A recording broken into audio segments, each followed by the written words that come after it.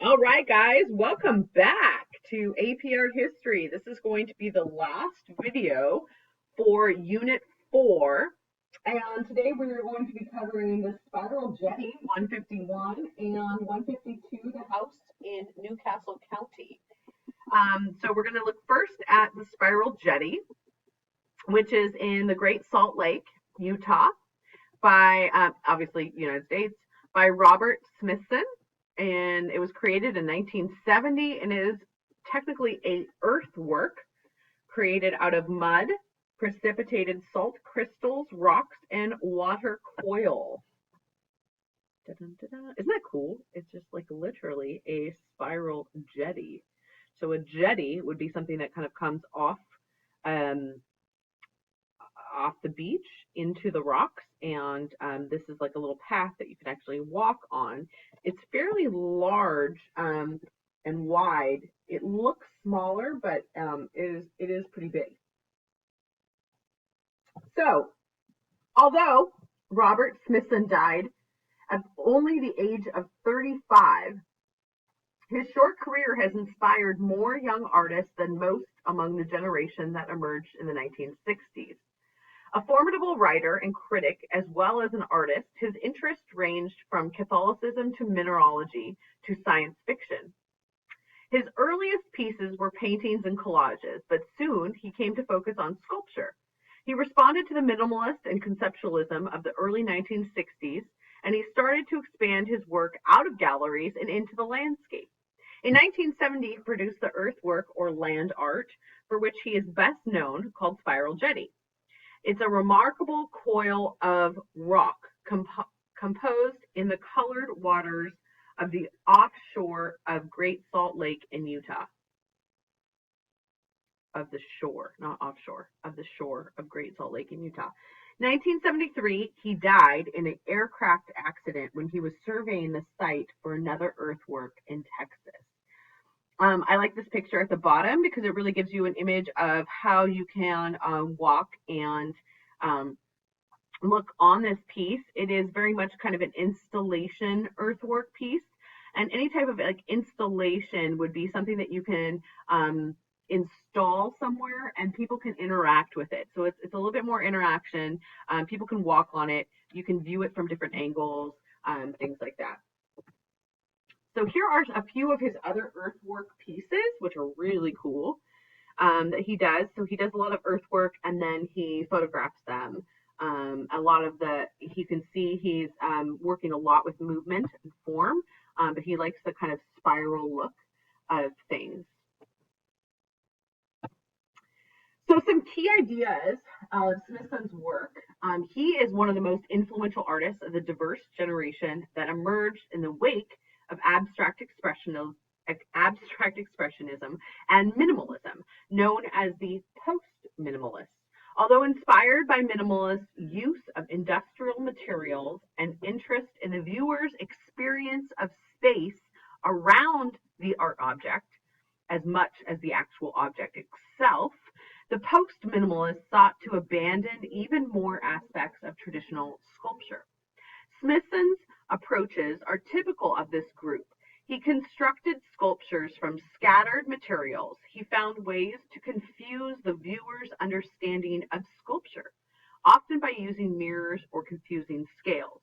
And his work sometimes referred to sites and objects outside of the gallery, leading the viewer to question where the object really resided.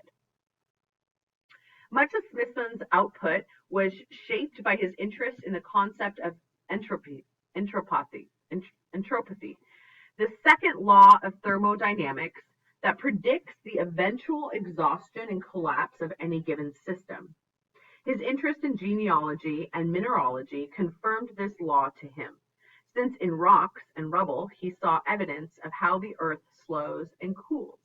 But the idea also informed his outlook on culture and civilization more generally.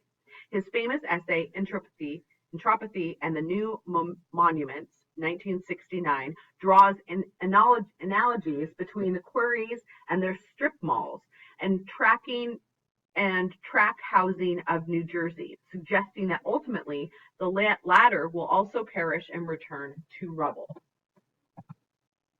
Smithson's concept of site and non-site, the former being a location outside the gallery, the latter being a body of objects and documentation inside the gallery, were important contributions to the body of ideas surrounding land art in the 1960s.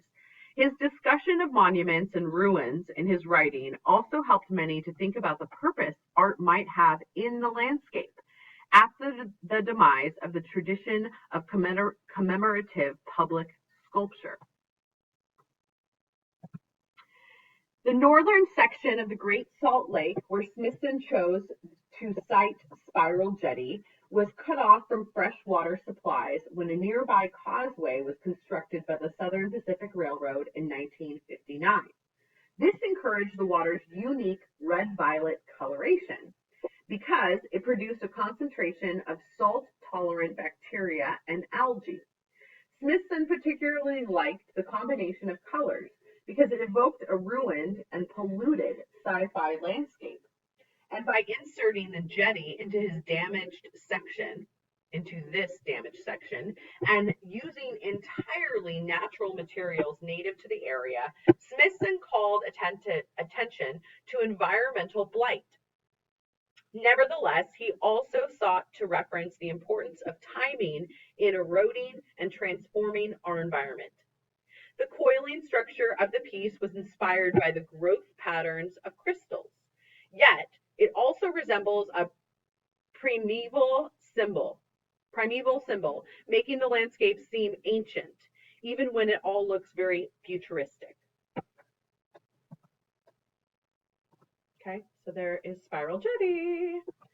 Next up, 152, house in Newcastle County, Delaware, U.S. Robert Venturi, John Roche, and Denise Scott Brown were the architects. Again, these are very important architects in the 1970s and 80s. And this was 1978 to 83, wood frame and stucco. This piece has a very almost flimsy feel to it that almost makes it feel like a dollhouse in the way that it is constructed. Robert Venturi, we'll talk about a little bit more in depthly as well, but Robert Venturi's Newcastle County house offers a modest but instructive example of postmodern style set in rural North Delaware. An influential teacher and theorist, Venturi studied architecture at Princeton University and attended the American Academy in Rome during the mid-1950s, where he developed a partiality towards post-Renaissance architecture, particularly works built during the Mannerist and Baroque periods in Italy. The Newcastle County house was built for a family of 3 and sits comfortably in nature. In contrast to Andrea Palladio's Villa Rotunda or Le Corbusier's Villa Savoy, which we've talked about before, it neither crowns a hilltop nor hovers above a well-trimmed lawn. Instead, the house sits surrounded by rolling fields beside a thickly wooded forest. Like many traditional American farmhouses and barns, the painted siding is white and the intersecting gables are clad with unstained wood shingles. It may look conventional and familiar, but on closer inspection, the interior is enlivened by a diverse array of mischievous and sometimes perplexing architectural features. The front facade of the Newcastle County house incorporates a floating arched screen that we see here, that, like a highway billboard, rises somewhat awkwardly from the lower edge of the gable. Though Venturi claimed this curved feature had Austrian Baroque origins, like a garden gate or an eyebrow dormers found on some Victorian houses, it functions as a sign, identifying the structure as a residence. Furthermore, since the owners enjoyed bird watching, it may also have doubled as a blind, camouflaging the large windows behind it. The rear facade is even more curious and complex. While it too is dominated by a prominent arched screen, the screen is framed by the edges of the gabled roof, supported by what appears to be a Doric colonnade. The four stubby columns are in fact almost flat. Thin as the outer walls, these cutouts carry little weight and enclose the recessed porch. While the column on the far right grows seamlessly out of the adjoining wall, the left column appears split in half by the addition of aluminum drain pipe. Okay, like here. That's the aluminum drain pipe right here on the left-hand side. Classical in derivation, yet slightly cartoonish, this somewhat awkward assemblage gives the house a simultaneously grand and whimsical appearance. Look at the inside. Cray cray. In photographs dating from the time of the building's completion, the spacious interiors appear simple and comfortable with wood decorations inspired by various 19th century design traditions. The painted arches in the vaulted music room, the quirky chandeliers, and perforated wall patterns exhibit a straightforward craftsman-like quality, as if cut by hand or jigsaw. Conspicuously two-dimensional, their fanciful silhouettes evoke the Carpenter Gothic and Queen Anne styles. Venturi never liked the stylistic term postmodern, but his buildings and critical writings helped propel the late 20th century architecture in a new direction. This private residence remains a playfully challenging work, expressing a refreshing pluralistic view of architecture and its design. Now, a couple of things to note about architecture during this time period is we must also look at what is going on in the world, the context of what's happening around the architectural world, okay? And in 1968, there's kind of a shift. So many architectural philosophers and people who are into architecture recognize that 1968 is marks the upheaval of several established traditions, norms, and systems of power in the world, and it has a huge impact on the art and architecture world in 1968. Think about all the events of the 1960s. The U.S. is expanding population after the war. There's a lot of political skepticism, anxiety. Nuclear attack seems imminent. There's assassination of JFK in '63. The baby boomers were kind of fed up with the government. The Lyndon B. Johnson's military draft happened to Vietnam. Then Vietnam, civil rights movement happened, Marxism, feminism, hippie movement, rock music, political demonstrations. Martin Luther King was assassinated in April of '68. Robert Kennedy was shot in June of '68. And there was lots of police riots in Chicago that were televised in '68 as well. So '68, it indicates a widespread critical retrospection on all systems of thought, belief, and practice. So this is when theory attempted to separate itself from modernism, from the modernism of previous decades that had fallen before this. Okay, so looking at Venturi, who is one of the most important people really in the 60s and 70s in architecture, there was kind of this postmodern theory that arose with Venturi, okay? And he was an American, and he was enamored with the paradoxes and ambiguities that arose from varying interpretations of architectural composition and spatial meaning. What does spatial meaning do? How do we create meaning in a spatial way? He created these complexities and these contradictions within a lot of his work, which we see here in this house. Architecture could, contrary to modernism, be read in a way that revealed inherent inconsistencies, ironies, and in short, everything but one single interpretation.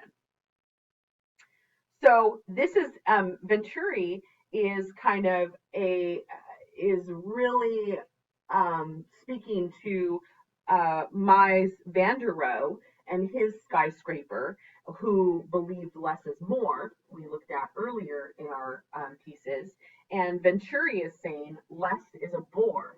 So this is that postmodern attitude, whereas the modern attitude would be Mies van der Rohe, where it was like less is more. So now they're saying, oh, this is more of an aesthetic and ethical statement as to the architecture of this time period. Whereas Van der Rohe, used less material by achieving more content. Venturi preferred more upfront, thought austerity of modernism, ironic works was boring. Okay, so um, it was kind of a wall representing the collision of the interior and exterior and the interface between enclosed space and public conditions. Okay, he believed that Villa Savoy was simple, order, clarity, were still complex, chaotic, and contradictory.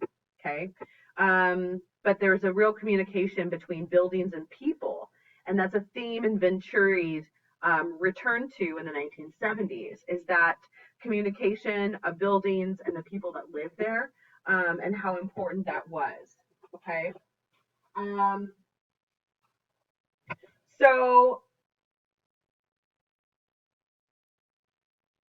what they did a lot of is they challenged kind of what this postmodern attitude of architecture was. And Venturi and Brown, Denise Brown, defined two categories, kind of the duck and the decorated shed. The duck is a building whose symbol is its program and form fused together. It looks like its function. The decorated shed is a building whose symbol and program are entirely separate from its form, more or less a generic box. Okay, so the duck versus the decorated shed. So a decorated shed might be a gas station, fast food store, whose sign is formally separated from the building. It also might be a restaurant where the facade appears in theme of food, behind which its entirely unrelated and regular building sits. Okay. Whereas a duck is literally looks like its function. Um, they were deemed as Venturi and Brown were deemed as a little bit more abstract and expressionist, exclusive, heroic, and extraordinary. They preferred inclusive and ordinary architecture. They saw icons of modernism like Villa Savoy as ducks. They liked the potential multiplicity or interpretations offered by decorated sheds. So this is a really important movement in architecture where you have these kind of architecture of inclusion versus exclusion. Okay, and so this was a real big movement with Robert Venturi, who started this, and he was kind of an icon in American architecture.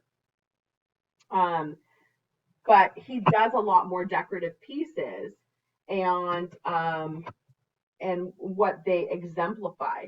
An example of an exterior building that conveys energy, fluidity, all this stuff would that I kind of look at as an example of a decorated shed where the symbol and program are separated from form, is if you think of like the EMP or the MPOP building in downtown Seattle, the exterior conveys all the energy, fluidity, and music. And that was kind of created as like a broken guitar from above. And it kind of evokes this total different feeling. So, again, the main point is that an architect's desire to communicate with people and the ambiguous, sometimes playful interpretations occur. So that's kind of a main goal of that of Venturi, and how the building's function and form are communicated and how that's separate from the past. So before we looked at different buildings where form was its function. Form looked at its function, and here Venturi is saying, no, no, no, form should not follow function. They should be two separate things. So the form of a building should not have the purpose of its function. And that takes us to the end of Unit 4, everybody. You did it! You finished! Woohoo! I look forward to reviewing with you guys this week for the AP exam. Yay! Love ya! Bye!